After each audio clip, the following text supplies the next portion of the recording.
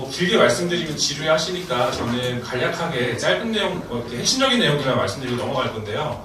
그래도 뭐 일단은 제 소개 간략하게 드리겠습니다. 저는 이민재 강사라고 얘기하고요. 저는 원래는 서강대 연문학과 다니다가 조금 더 좋은 대학에서 졸업하고 싶어서 연세대학교 경제학과로 옮겨서 거기서 이제 졸업을 했습니다. 그리고 현재 이제 대치동에 있는 대학나무학원이랑 중계동 명인학원에서 지금 수업을 하고 있어요. 네, 만나서 반갑습니다.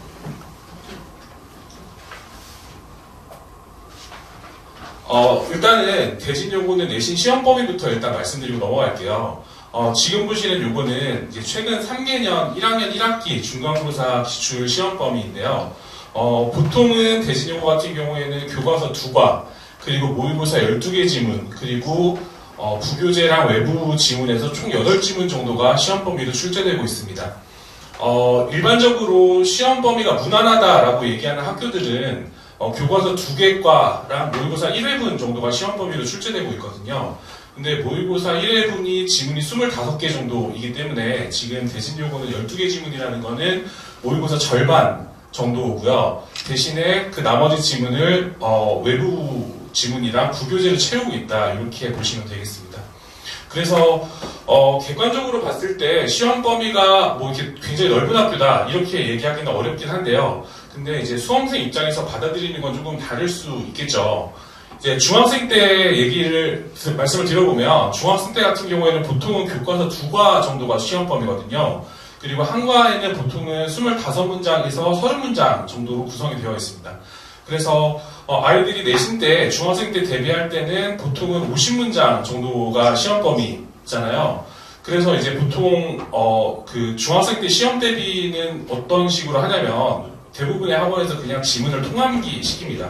그래서 50문장에서 60문장 정도 되는 거 그냥 뭐 일주일쯤 전부터 달달 외우고 들어가면 뭐 80점, 뭐 잘 보면 100점 이렇게까지도 나오는 시험이 중학생 때 시험이고요. 근데 이제 고등학교 넘어가면 이제 교과서만 해도 한 과당 문장이 50문장 정도로 늘어나게 됩니다. 그리고 모의고사 같은 경우에는 모의고사 1회당 문장이 180문장 정도 되기 때문에 이제 중학생 때 이제 고등학교 내신에 대해서 정확하게 파악하지 못하고 이제 시험에 직면하는 수험생들 같은 경우에는 갑자기 시험 범위가 4배에서 5배 정도로 늘어나게 되는 그런 상황이 되겠습니다. 당연히 문장의 난이도는 중학생 때보다 훨씬 더 어려워지는 건 너무 당연한 얘기고요. 그리고 이제 대진용어 같은 경우에는 아시겠지만 영어가 굉장히 어려운 편이에요. 그래서 어떤 포인트에서 영어 문제가 어려워지는지를 말씀을 드리려고 하는데, 요거는 실제로 대진용어 기출 문제거든요. 딱 보시면 벌써 어떤 생각 드시나요? 엄청 길죠. 자, 이렇게 길게 이제 대진용어에서 문제를 내는 이유는 외부 지문이랑 부교재를 이제 시험 범위에 활용하기 때문입니다. 그래서 수험생들 입장에서 막장 시험장에 들어가면 이렇게 긴 지문이 나오면 일단 지문 길이에서부터 이제 질리게 되고요. 이 각 지문의 내용을 이제 머릿속에 다 정리하면서 읽기가 굉장히 어렵게 되는 상황입니다. 그래서 시험 대비가 굉장히 철저히 돼야 지문 내용에 대해서 굳이 읽지 않더라도 어떤 내용인지 대략 알고 있는 상황이어야 된다, 이렇게 말씀드릴 수 있겠고요.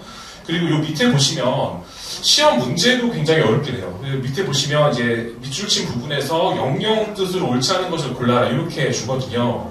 근데 저희가 어느 학원이든 이제 시험 대비를 할 때 영어 단어 뜻을 영영풀이로 암기할 수는 없어요. 그게 너무 비효율적이기도 하고 시간상 다른 것들이 할 것이 많기 때문에 어쩔 수 없이 영어 단어에 대한 뜻은 한글로 암기할 수밖에 없는데, 시험지를 딱 봤을 때 학생 입장에서는 내가 아는 뜻, 모르는 뜻 이렇게 고를 수 있는 게 아니라 또 여기 풀이된 영영 문장들을 하나씩 비교 대조하면서 어떤 게 옳고 그른지에 대해서 시간 소모가 될 수밖에 없는 이런 식으로 출제가 되고 있습니다. 그리고 대진영어 같은 경우에는 보통 서술형 비율이 40점 정도거든요. 100점 중에 40점 정도가 서술형인데, 서술형을 어떤 식으로 내냐면, 요거는 굉장히 일반적으로 고교 내신에서 서술형을 출제하는 방식입니다. 이제 한글 문장을 주고요, 영어 단어들을 주고, 이 주어진 영어 단어를 재배열해서 한글 뜻과 맞게끔 영작을 해라, 이렇게 문제가 보통은 잘 나오거든요.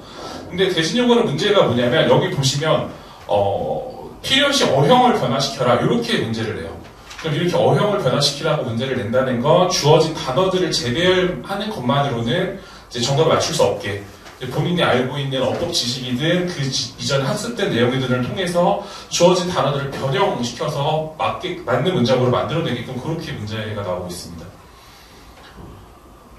그리고 이제 어법 관련해서도 좀 말씀을 드리고 싶은데요. 이제 수능과 내신에 있어서 가장 큰 차이점은 수능 같은 경우에는 처음 보는 지문을 주고 그 지문의 내용을 정확하게 이해하고 있는지를 물어보는 시험이라면 내신 같은 경우에는 시험 범위를 주잖아요. 그래서 영어 지문 내용을 아는 것만으로는 변별력을 만들어낼 수 없기 때문에 보통은 어법 문제랑 서술형 문제를 굉장히 킬링 포인트로 많이 사용하는 편이거든요. 근데 대신여고는 그 어법 중에서도 보시면 이거는 지금 한 문제에 탈을 쓴 세 문제 뭐 이렇게 저는 표현을 하는데 보시면 어법상 틀린 것끼리 짝지으면서 고르라고 해놓고 9개에다가 밑줄을 쳐놨습니다. 그리고 밑에 선택지도 구성이 된 게 보시면 1번은 3개, 2, 3, 4번은 4개, 5번은 3개 이런 식으로 구성을 해놨거든요. 그렇다는 얘기는 각각의 1A부터 여기 F까지 전부 다 각각 어법적으로 옳은지 그른지를 판단하지 않고서는 답을 제대로 고를 수 없게끔 그렇게 선택지가 구성이 되어 있다는 걸 보실 수 있습니다. 오히려 이게 1번, 2번, 3번, 4번, 5번이 다 2개씩 선택지가 되어 있으면 속어법으로 풀 수도 있어요. 그러니까 내가 A는 확실히 아는데 B는 잘 모르겠다 싶으면 뭐 2, 3, 4번에는 A가 없으니까 1번, 5번 중에 답이 있겠구나 이렇게 고를 수 있는데 이렇게 선택지를 구성을 해놨다는 거는 그런 식으로 문제를 맞추지 못하게끔 학교에서 일부러 이렇게 장치를 만들어놨다 이렇게 보시면 되겠습니다. 자, 이것도 보시면 이제 어법 기출 문제인데요. 1번, 2번, 3번, 4번에 다 문장에다 밑줄을 쳐놨죠. 그리고 어법상 틀린 부분이 있는 걸 골라서 맞게끔 고쳤으라 이렇게 줬는데 이것도 이렇게 해놓으면 한 단어 하나의 어법성 판단만 해야 되는 게 아니고 밑줄 쳐져 있는 부분 전체에 대해서 어법성 판단을 해야 되니까 수험생 입장에서는 굉장히 검토해야 될 부분이 많아진다 이렇게 보시면 되겠습니다. 그리고 제가 자꾸 계속 어떤 부분이 어려운지 이 부분에 대해서만 말씀드리려고 해서 가지고 왔는데 실제로 이렇게 나온 거거든요. 이게 재작년 기출 문제이기 때문에 보시면 다음 빈칸에 들어갈 만한 가장 적절한 것을 골라라라고 했는데 요거는 지문이 변형이 돼서 나오진 않았어요. 지문 내용 자체는 변형이 돼서 나오진 않았는데 요 밑에 있는 선택지들이 다 변형이 돼서 나왔습니다. 그래서 요 지문 내가 아는 거네 해가지고 여기 있는 문장이 뭔지 기억을 해서 그 문장을 고르려고 하면 이제 그 문장이 없는 거죠. 그러면 수험생은 1, 2, 3, 4, 5번 선택지를 다 읽으면서 내가 알고 있는 그 의미가 맞는지를 판단해야만 한다. 그렇게 보시면 되겠습니다.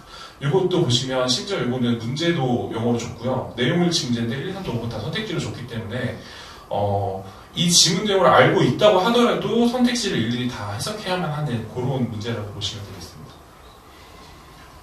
그리고 이게 가장 문제가 되는 건데요. 이거는 지금 외부 지문이거든요. 그러니까 외부 지문 같은 경우에는 시험 범위로 주질 않아요. 그래서 수험생 입장에서는 시험 당일에 가서 내가 처음 보는 지문이 되겠습니다. 그래서 그 자리에서 본인이 독해를 하면서 이해해야만 하는 지문이 되겠고요. 이거는 지문 내용도 내용인데 여기 보시면 선택지가 1, 2, 3, 4, 5번이 이렇게 거의 지문 길이로 길거든요. 그래서 이거를 해결하기 위해서는 앞부분에서 최대한 많이 시간을 절약해놔야 여기서 이제 시간이 조금 더 할애될 수 있겠다. 이렇게 생각하시면 되겠습니다. 그래서 대진여고는 일반적으로 뭐 객관식 27문제, 소수령 6문제 이렇게 나오는데 뭐 시험 비율이 어떻고 어떤 문제에 할당되는 점수가 어떻고 이런 것보다 더 우선시되는 문제는 이제 읽고 풀 시간이 없다는 겁니다. 지문이 너무 길기 때문에 이걸 그 자리에서 일일이 하나씩 읽으면서 문제를 풀 시간이 없어서 이제 시험 대비해서 어떻게 되어야 되냐. 어쨌든 지문을 주고 변형이 되는 부분이 다른 학교에 비해 상대적으로 적기 때문에 미리 주어진 지문에 대한 내용은 내가 이 문장 하나만 보고도 이 문장에 들어가 있는 지문은 이런 내용이었지라고 바로바로 머릿속에 떠오를 수 있게끔 그렇게 돼야 이제 시험장에 들어가서 선택지를 분석하고 그렇게 해서 문제를 풀 수 있을 정도의 난이도입니다. 그래서요, 뭐, 보통 1등급 커트 같은 경우에 그럼에도 불구하고 대신여고는 한 80점 초중반 쪽에서 1등급 컷이 형성됐던 걸로 보고가 되어 있고요. 놀라시면 안 되는 게 보통은 전체 평균으로 따지면 한 60점대 초반 아니면 50점대 후반 이렇게 나옵니다. 그래서 제가 티칭을 해보면 이제 어머니들 같은 경우에 중학생 때 우리 애가 그래도 중학생 때 시험 보면 뭐 웬만하면 80점 잘 보면 100점 이렇게도 받아왔는데 갑자기 고등학교 가서 60점짜리 시험지를 들고 오면 이게 무슨 일이냐고 이렇게 말씀하시는 경우가 많거든요. 근데 고등학교 1학년 첫 시험은 사실은 대부분 성적이 굉장히 많이 떨어지는 경향이 있다. 이렇게 알아두시면 되겠습니다. 그래서 이런 상황에서 저는 이제 아이들 내신 대비를 어떻게 시키냐 말씀드리면 일단은 기본은 업이죠. 무조건 업입니다. 그래서 시험 범위가 확정이 되거나 뭐 대신 요거는 확정 안 돼도 보통은 중간고사 시험 범위 발표하기 전부터 교과서 들어가기 때문에 내신 대비가 들어가면 교과서 지문에서 정리되어 있는 단어들 일단은 다 주고요. 내신 대비 단어는 커트라인을 굉장히 높게 봅니다. 그래서 요거에 대해서 다 시험 보고 커트라인 통과하지 못하면 재시험 일일이 끝까지 다 보고요. 그리고 이제 문장 단위 해석을 한 줄 한 줄 하게 합니다. 그래서 이거는 가장 기본적인 과제예요. 그래서 이 문장에서 어쨌든 지문으로 미리 주어진 문장 안에서는 해석이 안 되는 문장이 없도록 해서 문장 단위 해석을 한 줄 한 줄씩 하고요. 그 옆에는 제가 의역과 직역이 된 걸 줍니다. 그리고 당연히 문장 해석은 수업 시간에 같이 다루기도 하고요. 그래서 수업 시간에도 이해가 안 됐고 어쨌든 본인이 해결이 잘 못한 부분은 제가 준 직역과 의역을 보고 비교 대조하면서 어떤 부분이 잘 모르는지 본인이 스스로 파악할 수 있게끔 하고 그러고도 안 되면 이제 저한테 질의응답 시간을 활용해서 같이 지문에 대해서 문장 해석이 안 되는 부분은 없도록 그렇게 지도하고 있습니다. 근데 이제 문장 단위 해석에만 매몰 되다 보면 학생들이 어떤 특징을 보이냐면 전체 지문이 무슨 내용인지 기억을 못해요. 그래가지고 그런 걸 방지하기 위해서 저 문장 단위 해석이 끝나고 나면 전체 지문을 같이 한번 쭉 읽어보면서 요약문을 만드는 것. 각자한테 요약문을 만들어서 이 지문 내용이 어떤 내용이었는지를 머릿속에 구조화시키는 작업을 하고 있습니다. 그리고 당연히 이제 어법인데요. 이제 제 수업의 가장 중심이 되는 건 사실은 어법이라고 보시면 돼요. 왜냐하면 어법이 되어 있어야 이제 정작도 가능한 거고, 이제 뭐 지문에 대해서 피하는 거는 사실은 뭐 번역본을 주거나 이런 걸 가지고도 어느 정도 커버가 되지만 어법에 대해서 어떤 부분이 중요한지는 제가 이제 짚어줘야 되는 부분이기 때문에, 지문에서 제일 중요한 어법적인 부분은 제가 다 일일이 필기를 해서 이 필기 이제 복사해가지고 나눠주거든요. 그리고 이 필기 복사본 보고 저랑 같이 수업을 하면서 요때 이런 중요한 거는 일단 같이 핀포인트를 잡아서 하고요. 그리고 이렇게 뭐 도치구문처럼 특수구문 같은 경우에 이제 어법으로 이해하기 어려운 경우는 어쩔 수 없이 문장 자체를 암기하는 식으로 대비를 하고 있습니다. 네, 그리고 이제 서술형인데요. 서술형이 아까 보셨던 것처럼 가장 보편적으로 활용되는 방식이 한글 문장을 주고 영어 단어를 주고 그 영어 단어를 재배열하는 식이거든요. 그래서 제가 이 문장들을 보면서 이런 부분이 재배열해서 나올 수 있을 법하다 싶은 부분들은 다 이렇게 타이핑을 해서요. 요것도 같이 주고 요거는 보통은 이제 과제로 많이 활용을 하는 편입니다. 이제 그 다음에 뭐 이제 제가 어휘도 모르는 게 없고 문장 단위 해석도 다 됐고 전체 지문 내용도 이해가 된 상태에서 뭐 어법과 서술형 대비가 어느 정도 됐다. 그럼 이제 그 다음부터 이제 문제풀이입니다. 그래서 동형 모의고사라고 하는 건 이건 실제 기출 문제인데 요거가 이제 같은 형식으로 문제를 만들어서 실제 시험장에서 본인이 요런 정도 분량의 문제를 내가 이렇게 접하겠구나라는 부분이 심리적으로 어느 정도 단련이 되도록 그렇게 진행을 하고 있습니다. 요것뿐만 아니고 사실은 제가 말씀드렸던 그 프로세스가 끝나고 난 다음에는 문제는 굉장히 많거든요. 자체 제작한 문제들도 많고요. 제가 퀄리티 좋은 문제들을 선별해서 떼내는 작업을 하기 때문에 그 문제들을 가지고 계속 이제 문제를 풀면서 내용 내에서도 이해가 되고 뭐 본인이 이제 모르는 부분에서 숙지할 수 있도록 그렇게 지도를 하고 있습니다. 그리고 이제 관리칙에 대해서 말씀을 드리면요. 제일 처음에 저랑 수업할 때 나눠주는 게 이제 시험 계획표예요. 그래서 영어만 준비하는 게 아니고 다른 과목들도 다 준비하는 게 있기 때문에 이제 각각 월화수목금 뭐 1주차, 2주차, 3주차, 4주차에서 각각의 주차별, 요일별로 어떤 걸 어떻게 공부해야 될지를 본인이 이제 작성을 하게 합니다.